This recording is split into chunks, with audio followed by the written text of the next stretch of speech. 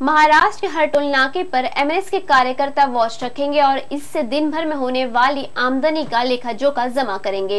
MNS अध्यक्ष राज ठाकरे ने शुक्रवार को बताया कि आंकड़ों के आधार पर ये बात साबित की जाएगी कि टोल नाकों पर जनता को किस तरह लूटा जा रहा है। उनके अनुसार टोल वसूली के बोगस आंकड़े पेश किए जा रहे हैं।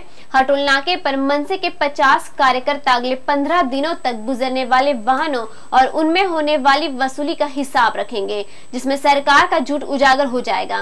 राज ठाकरे ने कहा कि ये लूट बर्दाश्त नहीं की जाएगी और एमएनएस अपने तरीके से इसका जवाब देगी।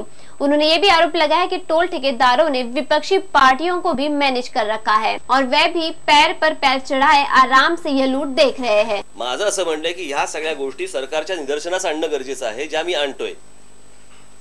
म्हणजे परदेशामध्ये जर समजा तुम्ही गेलात तर तिकडे त्यांची हेलिकॉप्टर्स पण असतात या सगळ्या गोष्टी इमर्जन्सी बघायला। काही तिथे जर काही मध्ये घडलं,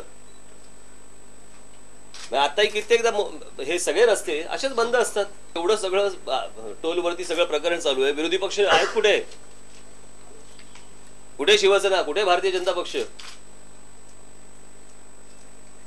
पहिल्या दिवशी जेव्हा सांगितलं त्यावेळेला सांगितलं की बरोबर नाही, स्टेटमेंट काढायची, पुढे काय?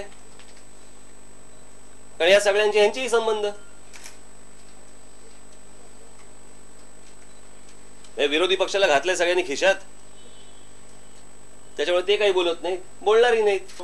मी तेच म्हणतोय ना की या संपूर्ण जे काही सरकारमध्ये चालू आहे आणि लोकांकडनं हा जो काही कर वसूल करताय, टोल वसूल करताय, जे काही करताय, हे लोकांना काहीच माहित नाहीये।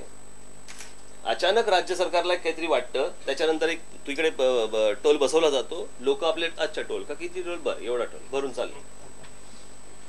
काय चाललंय, त्यातनं काय होणार आहे, पुढे काय घडणार आहे, हे कशासाठी तुम्ही घेतात आमच्याकडे पैसे, काही माहित नाही।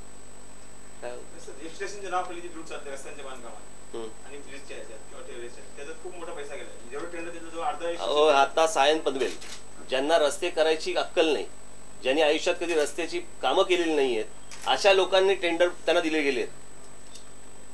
म्हणूनच सांगतो ना, काही अंधाधुंद काही चालू आहे, विरोधी पक्ष त्याच्यावरती काय बोलायला तयार नाही, मुख गळून गप्प बसले सगळे, आपापले टक्के घेऊन तगड्यावर करून पडलेले आहेत। बस महाराष्ट्र भोगतोय।